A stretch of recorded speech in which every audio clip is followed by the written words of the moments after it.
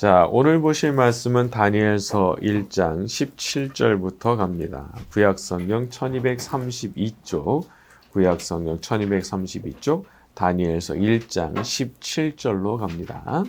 자, 하나님이 이렇게 가죠. 시작. 하나님이 이 네 소년에게 학문을 주시고 모든 소년을 깨닫게 하시고 지혜를 주셨으니 다니엘은 또 모든 환상과 꿈을 깨달아 알더라. 그렇죠. 자, 하나님께서 선물을 주시는데 이 네 소년에게 이제 학문을 주시고 모든 서적을 깨닫게 하시고 지혜를 주셨다라고 했습니다. 자, 이것은 이런 종류의 머리, 이런 종류의 지혜도 하나님께서 선물로 주실 수 있다라는 것을 알려주는 거죠. 사람이 대체로 타고나는 재능과 타고나는 머리가 있습니다. 그래서 사람마다 그게 또 다 다르죠. 자, 그런데 그렇게 선천적으로 타고나는 것과는 다르게 하나님께서 후천적으로 나중에 어떤 계기를 통해서 선물로 이런 것을 주기도 하시는 거예요. 자, 그런데 이거 한 가지는 알고 가야 되는 거죠. 모든 사람에게 공부할 수 있는 머리를 주시는 거 아닙니다. 왜냐하면 세상에는 공부 잘하는 사람만 필요한 건 아니기 때문에. 하지만 그렇다고 해서 뭐 서운하게 생각할 필요는 없겠죠. 왜냐하면 하나님께서 가지고 계시는 그런 선물 중에는 다른 좋은 게 참 많이 있기 때문입니다. 그래서 사회에서도 보면 공부머리는 뛰어나지 않지만 자기 분야에서 자기 일터에서 어떤 탁월한 성과를 올리는 분들이 있죠. 자, 이런 것들이 학문을 알고 서적을 깨닫고 하는 뭐 그런 종류와는 또 다른 종류의 선물이라고 볼 수가 있는 겁니다. 자, 아무튼 하나님께서 선물을 주시려고 그러면은 우리한테 주실 수 있는 선물이 많다. 이제 그런 정도는 우리가 알고 가야 되는 거죠. 그러니까 우리가 하나님 앞에 이렇게 기도해야 되는 겁니다. 하나님 아버지, 제가 몸부림치는 이 모습을 좀 귀히 보시고 제게도 선물을 좀 내려주십시오. 다니엘과 그 친구들에게 내려주셨던 것 같은 그런 축복의 선물을 저한테도 좀 내려주십시오. 그렇게 기도할 필요가 있는 거예요. 왜냐하면 분명히 하나님께서 주실 수 있는 많은 선물이 있기 때문에. 그러니까 내가 그걸 하나님 앞에 간구할 수 있는 거죠. 그렇게 하나님 앞에 믿음과 소망을 가지고 간절히 기도할 때 하나님께서 반드시 은혜를 베풀어 주실 줄로 믿습니다. 자, 또 한 가지가 있는데 다니엘은 그 중에서도 특별히 모든 환상과 꿈을 깨달아 알았다라고 했습니다. 자, 환상과 꿈 자체를 그냥 들으면 다 해석이 되는 이제 그런 지혜를 아주 얻었다는 거죠. 자, 이건 말하자면 초자연적인 영적인 지혜의 선물이라고 볼 수 있습니다. 그래서 이게 세상에서 하는 어떤 평범한 일을 잘하는 것과는 이제 또 다른 종류의 선물이고 이제 은사라고 볼 수가 있는 거죠. 혹시 추우세요? 괜찮으세요? 자, 그런데 여러분 여기를 보면은요, 좀 흥미로운 부분이 있어요. 그것은 다니엘이 이런 걸 특별하게 구한 적이 없다는 겁니다. 그걸 달라고 한 적이 없어요. 그리고 세 친구도 사실 이런 걸 달라고 막 간구했다. 뭐 그런 흔적은 없어요. 대신에 다니엘을 대표로 해서 이 친구들이 하나님 앞에서 얼마나 결단을 하고 그 결단을 지키기 위해서 애썼는지 이제 그 얘기만 있는 거예요. 그 얘기만. 그 얘기밖에 없어요. 그럼 도대체 이게 무슨 얘기를 하고 싶은 거예요? 다니엘서가. 그것은 하나님께서 기뻐하시고 하나님께서 마음에 감동하실 만한 그런 결심으로 살아가면 구하지 않은 것까지도 다 안겨주신다. 그게 이 다니엘서의 이제 의도라고 볼 수가 있는 겁니다. 대신 뭐 제일 본인들한테 잘 어울리는 그런 선물을 하나님께서 주신 거겠죠. 그러니까 그만큼 하나님 앞에서 어떤 결단을 하고 그 결단을 지키기 위해서 몸부림치는 그런 것이 어떻게 보면은 축복을 받게 되는, 생각지 못한 축복을 받게 되는 그런 비결이라는 것을 여기서 말하고 싶어 하는 거라고 볼 수 있습니다. 자, 그럼 왜 특별히 또 다니엘에게만 그런 이제 특별한 지혜와 능력을 주셨을까요? 다른 세 친구는 이런 게 없었잖아요. 근데 다니엘은 꿈과 환상을 딱 들으면 그냥 해석이 되는 그런 지혜를 얻었단 말이에요. 자, 그것은 하나님의 주권입니다. 하나님의 주권. 그러니까 하나님께서 다니엘이라는 사람을 통해서 하시고 싶으신 일이 있으셨기 때문에 특별히 다니엘에게 그런 능력을 주신 거죠. 자, 만약 하나님께서 우리에게 어떤 재능이나 은사 혹은 능력이나 지혜를 주신다면 그게 이유가 있는 거예요. 하나님께서 날 통해서 하시고 싶으신 일이 있으신 거예요. 그래서 그 능력을 주신 겁니다. 그래서 우리가 하나님께로부터 받은 모든 것을 청지기의 자세로 사용해야 됩니다. 청지기의 자세. 주인께서 맡겨주셨으니까 주인께서 기뻐하시는 곳에 주인께서 맡겨주시는 그 일에 그걸 써야죠. 주인의 것을 자기 것 마냥 생각하고 자기 마음대로 자기를 위해서만 일하는 종은 이게 야단 맞을 수밖에 없는 거예요.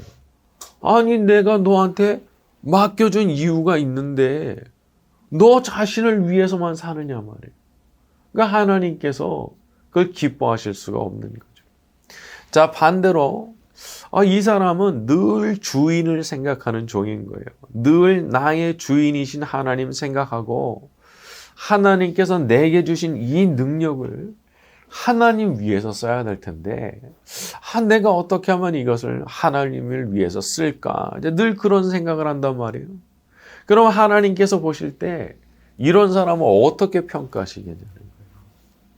줬어요. 줬는데 자기를 위해서만 사는 거예요.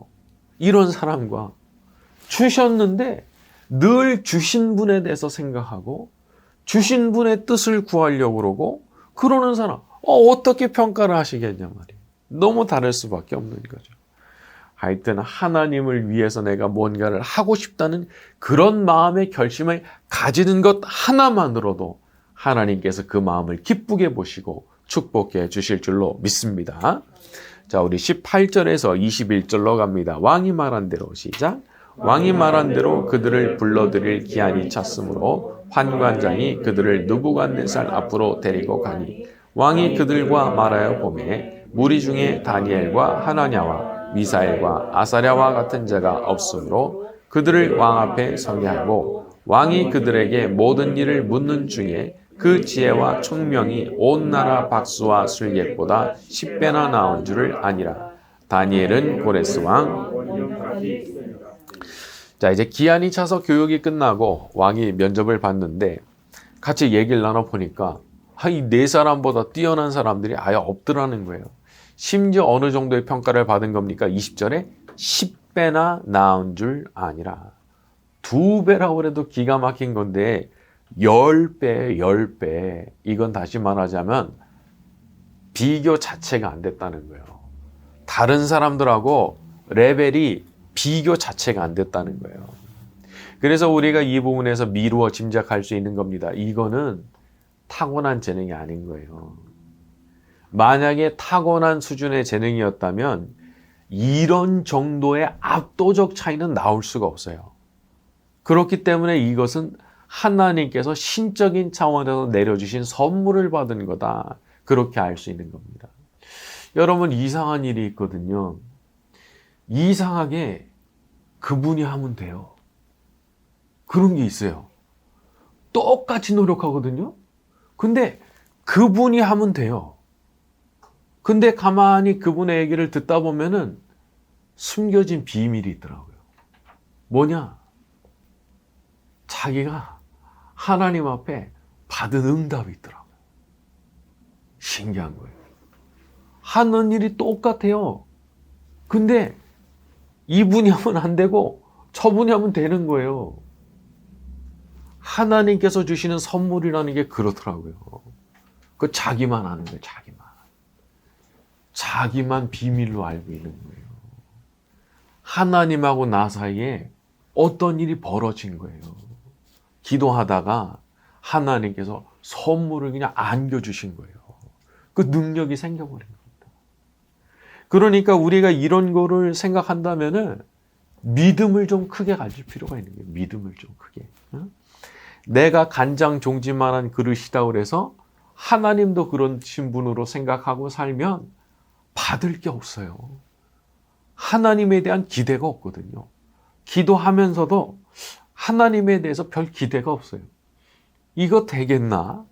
이거 하나님이 나 도와주신다고 그래도 이게 뭐 되겠나? 그 생각을 마음속에 끝까지 가지고 있는 거예요. 복음서에 나오는 귀신 들렸던 아이의 아버지도 마찬가지였죠. 예수님께 부탁드리면서도 하실 수 있거든. 뭘 좀 하실 수 있거든 좀 도와달라 그렇게 얘기를 했어요. 그러니까 예수님께서 뭐라 말씀하셨어요? 할 수 있거든이 무슨 말이냐. 믿는 자에게는 능치 못할 일이 없느니라. 호통치신 거예요. 예수님 앞에 나오는데 그런 믿음으로 뭐 해주실 수 있는 게 있으면 해주시고요. 아니면 마시고요. 이거는 용납이 안 되는 태도인 겁니다. 의심하는 소리. 하나님께서 도와주신데도 그게 되겠어. 이런 소리는 우리의 말을 들으시는 분을 진노하시게 합니다. 민수기에 보면 하나님께서 너희의 말이 내 귀에 들린 대로 시행해 주겠다 말씀하셨어요. 너희들이 지금 다 죽을 거라고 얘기하는데 그대로 해준다. 얼마나 두려운 말씀인 거예요. 너희들 믿음대로 되게 해주겠다는 거예요. 너무 두려운 말씀인 거예요. 그렇기 때문에 우리가 어떤 면에서는 본능적인 감정을 이겨야 돼요. 거꾸로 말해야 돼요. 거꾸로. 이게 내 온몸 오감이 다 이거는 될 수가 없다라고 말을 해도 나는 그렇게 말하면 안 돼요. 나는 하나님께서 함께 하시면 될 수 있다고 믿습니다. 그렇게 말해야 됩니다. 그런 것을 하나님께서 기뻐하시기 때문에 그런 거예요. 다윗이 골리앗을 향해서 물맷돌 딱 들고 달려갔죠. 에? 골리앗을 향해서 확 달려나갈 때 마음속에 망설임이나 주저함이나 의심이 있었겠습니까? 없는 거예요. 돌멩이 쥐고 확 달려나가는데 내가 죽을지도 모르는데 이 생각해요? 아닌 거예요. 이게 진짜 믿음의 기백인 거예요. 기도는 이렇게 해야 되는 거예요. 내 마음속에 의심이 일어난다고 의심을 허용하면 안 돼요. 여기에서 많은 사람이 갈리는 겁니다. 의심이 일어난다고 의심을 내버려 두고 그대로 기도하죠. 백날 해도 헛수고예요. 받아주시진 않아요. 믿음이 없는 기도는. 그렇기 때문에 내가 죽어도 내가 믿다가 죽겠습니다. 그렇게까지 생각하고 나의 믿음 없는 것을 좀 도와주소서. 하나님 아버지, 제가 이렇게 기도하면서도 믿음이 자꾸 흔들립니다. 저 좀 도와주십시오. 저는 믿고 싶습니다. 큰 믿음 주십시오. 큰 믿음 주십시오. 남들 다 하나님 기적 경험한다고 하는데 나도 좀 그런 기적을 경험하길 원합니다. 그런 마음을 가지고 나아갈 때 우리 하나님께서 그 마음을 기쁘게 받아주시고 그 기도에 응답해 주실 줄로 믿습니다. 자, 우리 2장으로 넘어갑니다. 2장 1절에서 3절로 갑니다. 느부갓네살이 시작. 느부갓네살이 다스린 지 2년이 되는 해에 느부갓네살이 꿈을 꾸고 그로 말미암아 마음이 번민하여 잠을 이루지 못한지라. 왕이 그 꿈을 자기에게 알려주도록 박수와 술객과 점쟁이와 갈대와 술사를 부르라 말하매 그들이 들어가서 왕의 앞에 선지라. 왕이 그들에게 이르되 자, 세계 최강의 권력자라고 해도 마음속에 일어나는 번민에는 장사가 없습니다. 이 사람의 마음, 이거는 물리적으로 통제가 안 되는 거기 때문에 누가 어떻게 해줄 수가 없어요. 여러분, 느부갓네살 같은 최강의 권력자여 부자인 사람도 자기 마음속에 일어나는 이 괴로움과 번뇌를 어떻게 못한 겁니다. 이게 인간의 한계거든요. 인간의 한계. 다만 우리에게 평안을 주시는 분이 계시는데 예수님이 계시죠. 요한복음 14장에 나의 평안을 너희에게 주노라. 나의 평안을 너희에게 주노라. 세상이 주는 평안과 같지 않을 것이다. 예수님께서 뭘 두려워하셨겠어요? 예수님께서 마귀를 두려워하셨겠어요? 죽음을 두려워하셨겠어요? 예수님 그런 거 하나도 두려운 게 없으신 분이신 거예요. 근데 그 예수님의 평안을 예수님을 믿고 따르는 우리에게 약속해 주셨어요.